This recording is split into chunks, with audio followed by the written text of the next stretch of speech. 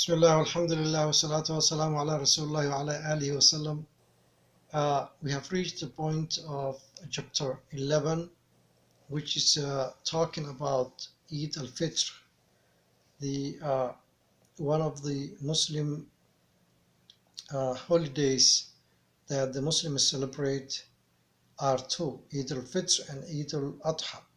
So Eid al-Fitr is the one that comes after Ramadan, where Ramadan may end by 29th or the 30th. So in any case, the next following month will be Shawwal. First day of Shawwal is the Eid al-Fitr for Muslims all around the world, inshallah. So the Prophet ﷺ said the fasting person has two occasions of joy. Once when he breaks his fast and when he meets his Lord. He is joyful of his fast. So number one is when you daily break your fast, is that you feel that you're going to quash your thirsty and you will feed yourself to go away your hunger and tardiness and your approach to the lightness of the food that you want to eat is already satisfied. And then the other time that the person he will be contented and is going to be happy is when he meets his Lord Allah subhanahu wa ta'ala and his already deeds, his fasting already accepted. So when he sees his deeds, the results, then he will be a joyful and happy at that time too. So the occasion of the breaking the fast is when we finish 29 days, and then the Muslims are able to see the crescent moon. And then what's second is that if they don't see, then they will complete the next following day as the 30th, and then they will start counting for the month of Shawwal, and they will have consequently the Eid first day of Shawwal. All the people who fast for sake of Allah subhanahu wa ta'ala, they will be happy to also to enter the Jannah through the door called Ar-Rayyan. As you know, and you heard many times, the Jannah, the paradise, has 8 doors, 8 different doors, and each one is a category, categorized for specific people. Maybe many of us will do all those 8 elements that will qualify him to enter whichever door he wants or she wants to enter to the Jannah. But some people, they may they excel one area. For example, some people, they may fast not only Ramadan, for which is the obligatory fasting, but also they may fast the more often Sunnah of the Prophet ﷺ. For example, fasting Mondays and Thursdays each week, and fasting 3 full moon days, which already usually all the time falls in 13th, 14th, and 15th of the lunar calendar monthly. So if they excel in one area, for example, the case of the fasting, then you will enter through the door called Rayyan. So then also that's also something that's one of the virtues of fasting, not only Ramadan, but also having a more fast on your pile, inshallah. And the Muslims, when they greet each other, they greeting each other, they congratulating to themselves for celebratory, the approach, and also they will have ritually, they celebrating to themselves too, and by saying تقبل الله منا ومنكم صالح الأعمال. May Allah accept from us and from you the good deeds. So that's how they exchange the words. And so because the all you see is the signifying the name of Allah subhanahu wa ta'ala exalted, and saying good things about the making the supplications, dua. Why always the Muslims doing this? Because we are created to worship Allah subhanahu wa ta'ala. That's predominantly the idea behind our us to live in this on this planet Earth.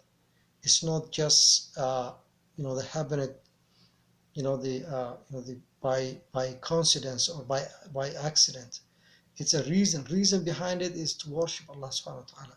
So everything is encompassed and embedded with it one way or the other, is how to worship, how to get close to Allah, and while not forgetting people to enjoy their life, to have to eat the good food they can eat, to dress the beautiful the clothes they can wear, and to the give gifts that the people they love. So all those things are in there, and take their children where they need to take, like giving them the riding with their kids, with the rides, and taking them to the theme parks or somewhere like that, and enjoying, and but also all the time you have 5 daily prayers that you pray in.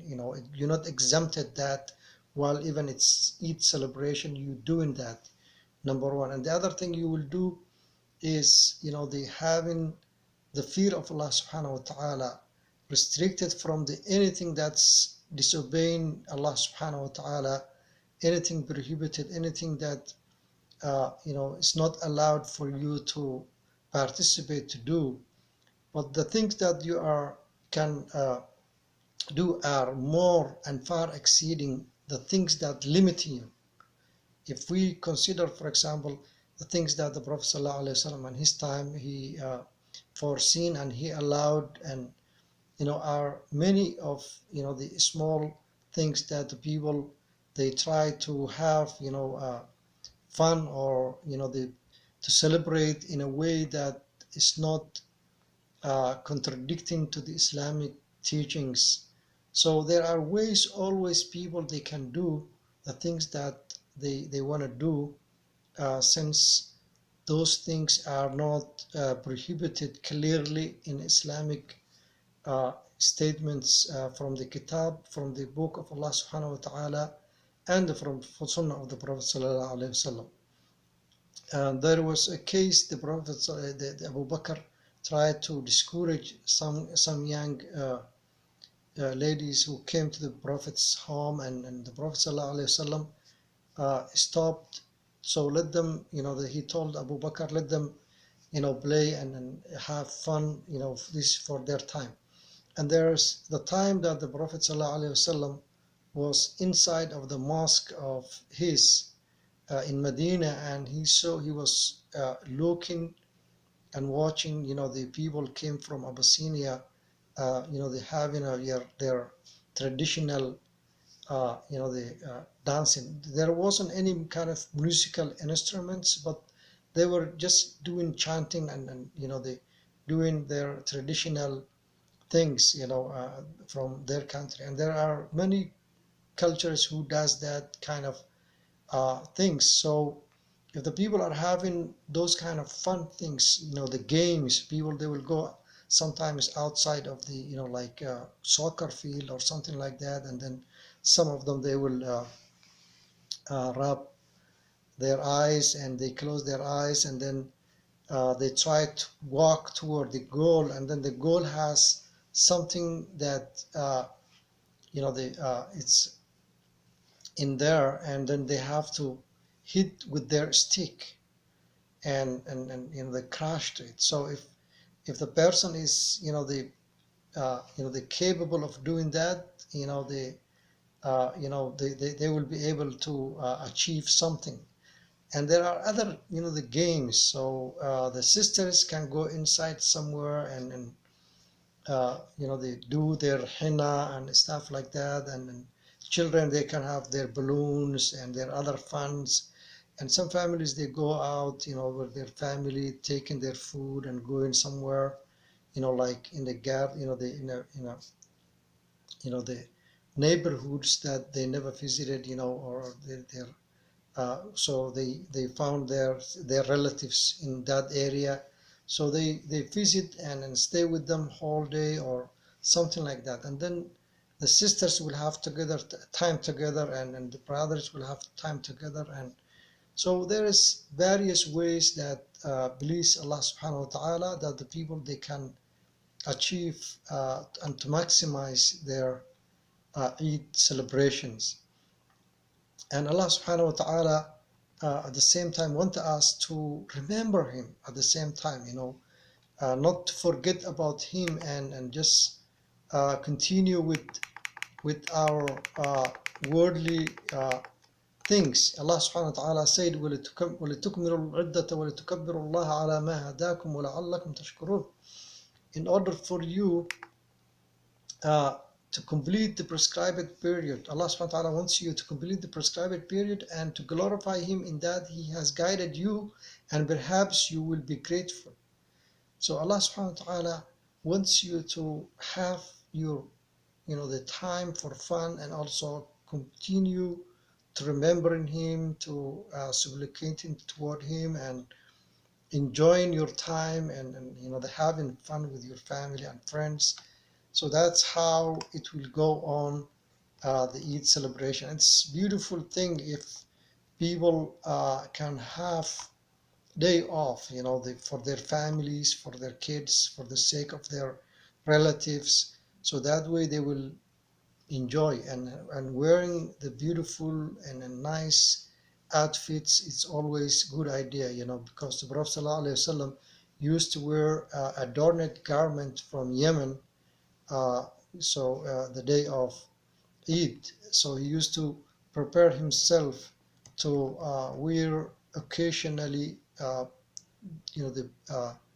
appropriate dresses for Eid, the prayers, and also the whole day of the Eid. So the other thing that the Prophet ﷺ used to do was, to take a shower, the completely, and prepare yourself and have your perfumes and anything that, the the if you need to cut your hair, prepare yourself, they have nice shoes, nice outfit, so that's something that the people need to, they consider these kind of occasions. And the Prophet ﷺ also, they encouraged that the families, they should bring their young ladies, mostly, the young ladies, people, they leave them behind. So he encouraged them to come, let them come with their families, even those who are going through their period, the time of their period, monthly period or menstruation. They should come to the gathering of the Eid. They're not going to pray since they are not ready for, the out of the, the period session.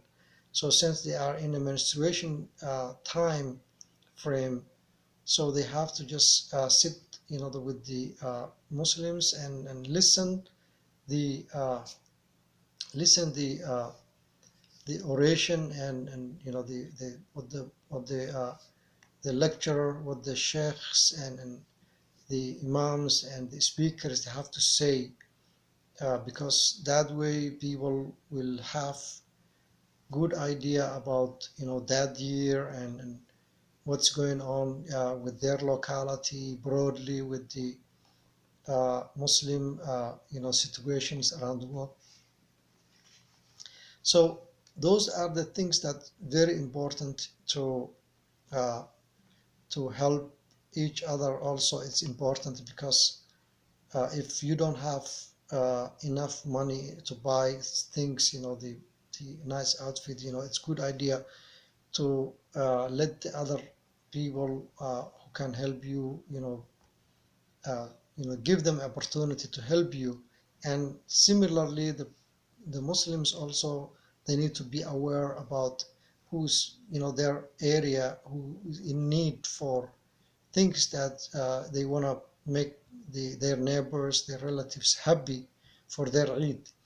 So the other thing is the children need to be more happier than anybody else, because they love celebrations and in that kind of situations more than anybody else, because the people, the adults, they always have limited or the emotions for those things, but the children have fully prepared outburst emotion is ready there. So, and they go from relative home to another relative home in order for them to gather more candies and stuff like that.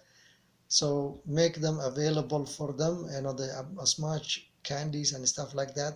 That day is their day also. So it's everybody's day, but their day is more. That day is more of their day, because they don't see that more often. And so the other things that you can do for your brothers, for your sisters, for the sake of Allah Subhanahu wa Taala, if you cannot buy for them, the clothes or anything, you cannot help them. You can also let them wear, and the yours, and then bring it back. So area, it's normal. It's in some customers, it's maybe it's kind of like bit unacceptable, unknown to some cultures, but in general, people globally, east and west, all the places I've been to, people know to borrow the clothes from each other, as long as you're going to wash it afterwards, and then you're going to close it from start, it's yours. So you can let them borrow temporarily. So the other thing is, the when you go into the Eid, it's good idea also to prepare yourself when you go into the field of the prayer for the Eid prayer, is to take one bath, and then when you're coming back, to take another bath back to home. So that's one of the Prophet's sunnah, if you can do that. And if it's not possible, then it's not going to be something tough. The other thing the Prophet ﷺ used to do was he used to eat the dates in an odd number, whether it's 3 or 5 or 7, whatever you can grab. So just prepare you and for your family some dates for that day, and so that way you can have some dates before the Eid. So the Muslims also need to be distinguishable from the other, the people's, the behavior, because their celebration is celebration of the Muslims, and it has to be something permitted by Allah Subhanahu wa Taala. All the things they do is has to be in according to the the Islamic teachings, and it should avoid all the disbelievers' actions and habits, and imitating them. So that's something that that we need to remind each other. Uh, the Prophet ﷺ also said, Allah has replaced these days for you with two better days, the day of al-fitr and the day of al-adha. So when the people in Medina, they have seen the other people's cultures, and or the celebrations they used to have prior, the arrival of the Prophet ﷺ, and Medina becoming the city of the Islam. It was the things that they used to do in their time, but the Prophet ﷺ forbade those days, and they instructed all the Muslims just to focus 2 days of the year as their 2 days of the celebrations, holidays for the Muslims around the world. That's the number one. The number two is the Muslims, they have weekly holiday, which is going to be the Fridays. Every Friday is the day the Muslims should take off from work and relax and do the things that they need to do for themselves. So all I wanted was that main things related to the things that related to the Eid are there. So inshallah we're going to stop right there, and next time we're going to talk about the post Eid, anything after Eid, what you up to do, what do you what you how you going to focus, the days and months and weeks and even years after that, after this Ramadan that we have experienced, it all of us we went through safely and sound and healthy, alhamdulillah. So what we going to accomplish, what we are, the projecting, what's our objectives after this blessed month. Inshallah, we'll discuss that in next chapter. Assalamu alaikum wa rahmatullahi wa barakatuh.